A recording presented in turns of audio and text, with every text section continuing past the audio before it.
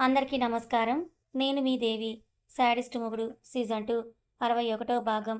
రచయిత వనజ గారు. హాలు నుండి గట్టిగా అరుపులు వినిపించడంతో బయటికి పరిగెత్తాడు అయాన్. తీరా చూస్తే జానకి ఏడుస్తూ ఉంది.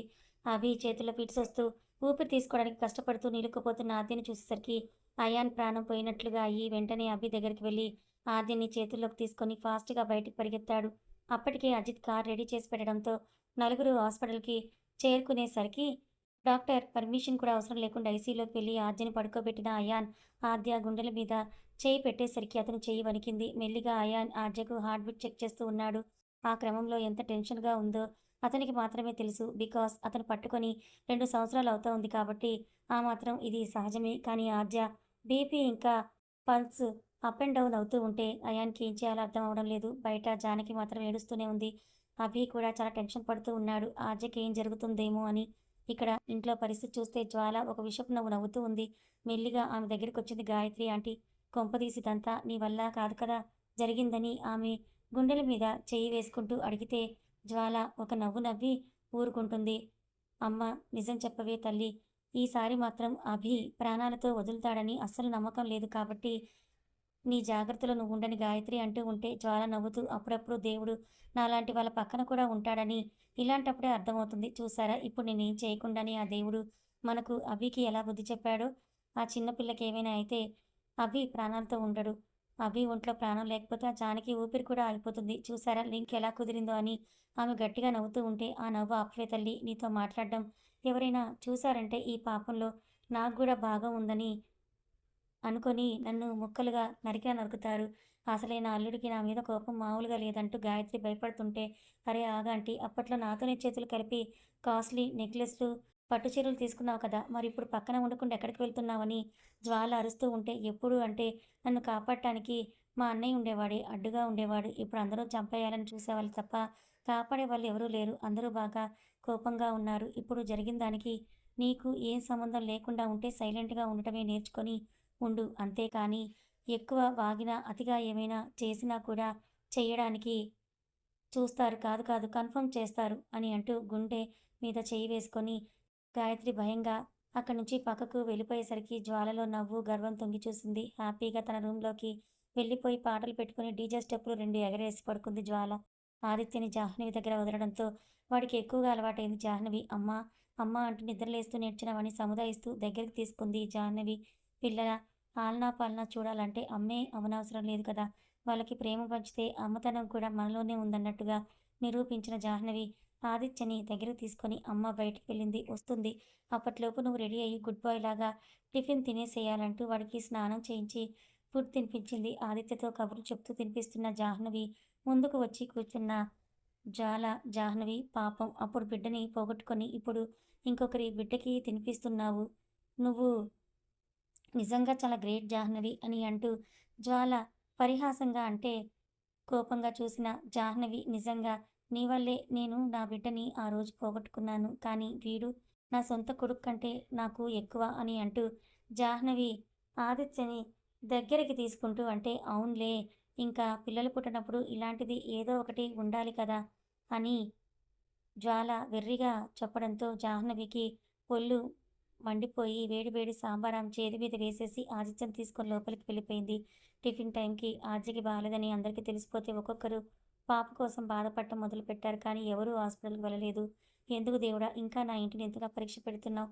నీకేం పాపం చేశావంటూ దేవుడి ముందు కూర్చున్న కౌసల్య కన్నీటితో అడుగుతూ ఉంటే ఆ అమ్మ శివయ్య నుండి చిరునవ్వే సమాధానంగా దొరికింది.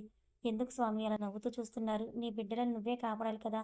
ఎవరో చేసిన పాపానికి ఇప్పుడు ఆ పసిబిడ్డల్ని ఇంతగా కష్టపెట్టడం నీకేమైనా న్యాయంగా ఉందా ఈశ్వర? అంటూ కౌసల్య గారి బాధ ఆ కైలాసంలో ఉన్న శివుడికి వినపడిందేమో. దేవి ఇకనైనా ఆ ఇంటి మీద నీ కృప ఉంచు అంటూ శివుడు అమ్మవారితో అంటూ ఉంటే ఏంటి స్వామి చూస్తుంటే నేను పక్కన లేకుంటేనే తమరికి చాలా బాగున్నట్టుగా ఉంది. అక్కడ చూడండి చుట్టూ తమ మెడలో ఉండేలాంటి పాములు, బురద చేపలు, కప్పలు వీటి మధ్యలో నేను ఉండాలా? అని అంటూ సుమంగలి విసిరిన ఆ అమ్మవారి విగ్రహం పడిన బావి వైపే చూపించింది ఆ పార్వతీమాత. అవును. మాత్రమే చూస్తున్నావు నువ్వు. కానీ నీకెంతో ఇష్టమైన ఆ ఎర్ర పద్మాలు, తెల్ల కలువలు ఉండేది చూడటం లేదా? ఉన్న దాంట్లో సంతృప్తి చెందాలి అన్నది నేను మానవుడైనా, దేవుడైనా చెప్పే మాటే. అంటూ ఆ దేవదేవుడు అనడంతో ఒకసారి తమరు ఉండరాదు తెలుస్తుంది. అయినా నన్ను మీ నుంచి దూరం చేసిన వారిని నేనెలా సంతోషంగా ఉండనిస్తాను అంటుంది ఆ అమ్మ. సరే వారి గురించి వదిలేయ్. నీ అంశతో పుట్టిన ఆ చిన్నారిని ఎందుకంత క్షోభ పెడుతున్నావు అని అంటూ శివుడు అడిగితే, అమ్మ నా అంశనే.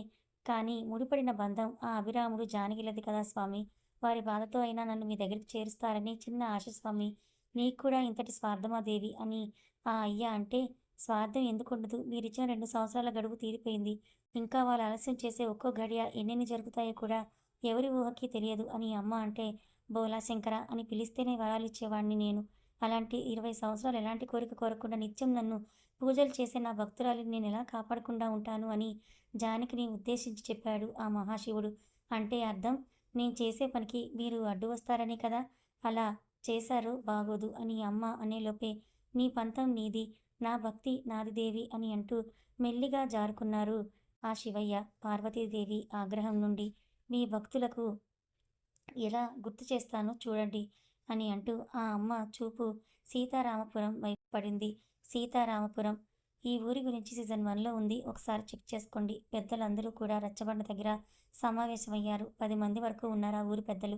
ఇంతకు ముందైతే ధనుంజయ్ నాన్నగారు, రఘురామయ్య గారు ఒక్కరే తీర్పులిచ్చేవారు. ఇప్పుడు అందరూ కలిసి ఊరి పెద్దలుగా కొంతమందిని ఎన్నుకున్నారు. చెప్పండి, ఇప్పుడు ఈ పంచాయతీ ఏర్పాటు చేయడానికి కారణం ఏంటని ఒక పెద్దాయన అడగడంతో, మీకు తెలిసిందే కదా అయ్యా! 2 ఏళ్లయింది మనం వర్షం చుక్క చూసి. భూములు ఎండిపోతున్నాయి. కుటుంబాలు ప్రాణాల కాపాడుకోవడానికి పట్నం పోతున్నారు. అక్కడ ఉద్యోగం దొరక్క, ఇల్లు కుదరక మళ్ళీ తిరిగొచ్చి ఇక్కడ అవస్థలు పడుతున్నారు. మీరైనా ఏదో ఒకటి చెయ్యండయ్యా! బావులు కూడా రాను రాను ఎండిపోతున్నాయి అని అంటూ ఒకతను జనాల్లో నుంచి చెప్పాడు. అందరూ కూడా అదే వత్తాసు పలకడంతో ఏం చెయ్యాలి? ఒక రోజులో పంచాయతీ నిర్ణయిస్తుంది. ఆ మాటకి వస్తే మేం గవర్నమెంట్‌తో మాట్లాడి ఏదో ఒకటి చేస్తాం. తాగునీరు వరకు అయినా సరే అని అంటూ ప్రజలందరినీ కూడా ఒప్పించి పంచాయతీని ముగింపు ఇచ్చి పెద్దల వరకు కేవలం ఆ శివలింగం ఉన్న శివాలయంలోని సమావేశాన్ని ఏర్పాటు చేసుకున్నారు. ఇప్పుడు చెప్పండి ఏం చేద్దాం? అని అంటూ ఒకతను కల్పించుకొని అడగటంతో అందరికీ తెలిసిందే కదా!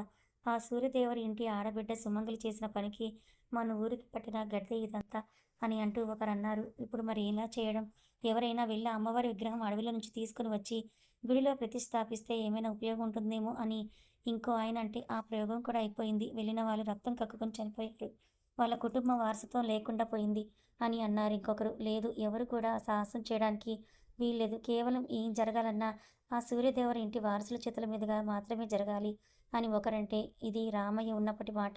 మరి ధనుంజయ్‌కి పెళ్ళైన ఆ పుట్టినవాడికి కూడా పిల్లలుంటారు. వాళ్ళకసలు ఈ ఊరు శాపం గురించి గుర్తుంటుందంటావా? అని ఇంకొకరు అంటే, చివరికి చాలా చర్చల తర్వాత మనం వెళ్ళి ఒకసారి వాళ్ళని కలిసి వద్దాం. ఈ శాపం ఇలాగే వదిలేస్తే ఊరితో పాటు వాళ్ళ వంశం కూడా నాశనం అవుతుంది అని ఆ 10 మంది కూడా తీర్మానం చేసుకొని హైదరాబాద్‌కి రావడానికి నిశ్చయించుకున్నారు. హాస్పిటల్ బయట ఉన్న అజిత్ ఇంకా అభికి కూడా కాళ్ళు చేతులు ఆడటం లేదు. ఎందుకు ప్రతిసారి ఆర్జనే ఏదో ఒక విధంగా ఎఫెక్ట్ అవుతోంది.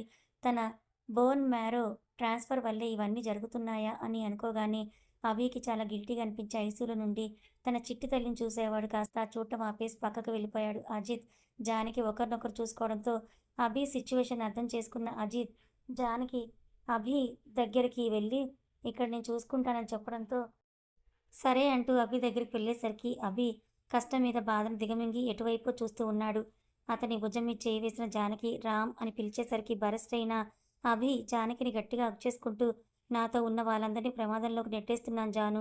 ఒక్కోసారి అందరికీ దూరంగా ఒక్కడినే ఎక్కడికైనా వెళ్ళిపోవడం మంచిదనిపిస్తోందంటూ అభి చిన్నపిల్లాడిలా ఏడుస్తూ ఉంటే జానకి కూడా ఏడ్చేస్తూ, బాధపడకు రామ్, మన ఆజ్యకి ఏమవ్వదు. నువ్వే నాకు ధైర్యం చెప్పి ఇప్పుడు ఇలా అయిపోతే ఎలా అని జానకి అంటే, ఆ ధైర్యం ఇప్పుడు సన్నగిల్లుతోంది అని చెప్పిన అభి జానకి గుండెల మీదనే వాలిపోయేంతలో అతని బరువుకి నిలవలేక చైర్లో పడిపోయి అజిత్‌ని పిలిచింది.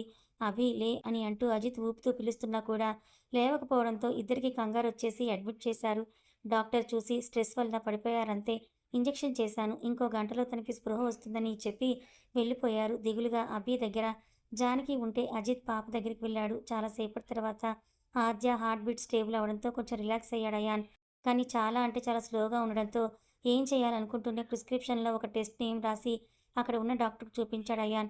ఆల్రెడీ లాస్ట్ టైం వచ్చినప్పుడు అయాన్ డాక్టర్ అని కన్ఫర్మ్ అవడంతో అతను చూపించిన టెస్ట్‌ని చూస్తూ ఇది లాస్ట్ టైం ఆల్రెడీ చేశాం మిస్టర్ అయాన్ అని చెప్పాడు ఆ డాక్టర్. పర్లేదు దిస్ టైమ్ నేను దగ్గరుండి చేస్తాను. ఎక్విప్‌మెంట్ అంతా ఉంది కదా అని అడిగితే, ఆ! మన హాస్పిటల్‌లోనే అన్నీ అవైలబుల్‌గా ఉన్నాయి.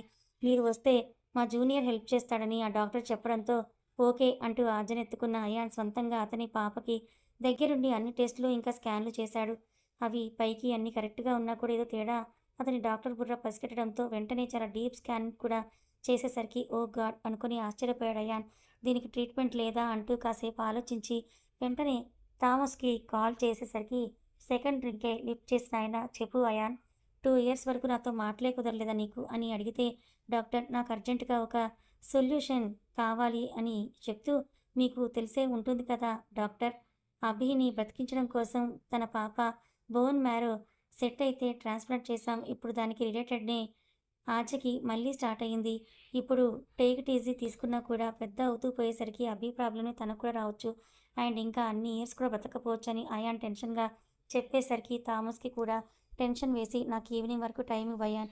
నేను కనుక్కుంటాను. అండ్ పాపకి వేరే ఏ ఫుడ్ పెట్టకండి. కుదిరితే ఫీడింగ్ ప్రొసీడ్ అవ్వు అని చెప్పి థామస్ కాల్ కట్ చేసేసరికి అయాన్ ఆలోచనలో పడ్డాడు. ఆద్యకి బెడ్ మీద పడుకోబెట్టే అభి దగ్గర ఉన్న అజిత్, జానకిలకు విషయం మొత్తం చెప్పగానే ఇప్పుడేంటి అని చూసిన ఒకరికొకరు జానకికి ఫీడింగ్ అంటే కష్టం.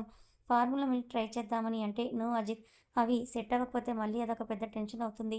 ఇన్ఫెక్షన్ కోసం అని అన్న అయాన్ మీకు ఓకే అంటే మీ ఒక ఇంజెక్షన్ ఉంది. అది వేస్తే జానకినే ఫీడింగ్ ఇవ్వచ్చు. బట్ పెయిన్ మాత్రం భరించలేనిది అంటూ అయాన్ ఇంకా చెప్పేలోపు నేను ఆ ఇంజెక్షన్ వేసుకుంటానంటూ చెప్పేసింది జానకి. కానీ అంటూ అజిత్ ఆమెని ఆపితే తల్లిగా ఈ స్టెప్ అయినా నన్ను తీసుకొనివ్వండి అని చెప్పింది జానకి. అభినే చూస్తూ ఇలాంటి ఇంజెక్షన్స్ ఉన్నాయా అని అడక్కండి. డెఫినెట్లీ ఉన్నాయి. కథ కొనసాగుతుంది. మరిప్పుడు ఏం జరుగుతుంది? పార్వతీదేవి ఆగ్రహంతో ఇలా కష్టాలు పెడుతోంది. మరి అభి, జానకిలు తమ బిడ్డను కాపాడుకోగలరా? మరి ఆద్యకి జానకి ఫీడింగ్ ఇస్తే మరి తనకి పాలు వస్తాయా? లేదా? తెలుసుకోవాలనుకుంటే మన ఛానల్‌ని ఫాలో అవ్వండి. ఇలాంటి మరిన్ని మంచి కథల కోసం ఛానల్‌ని సబ్స్క్రైబ్ చేసుకోండి. కథ నచ్చితే లైక్ చేయండి. Thank you so much.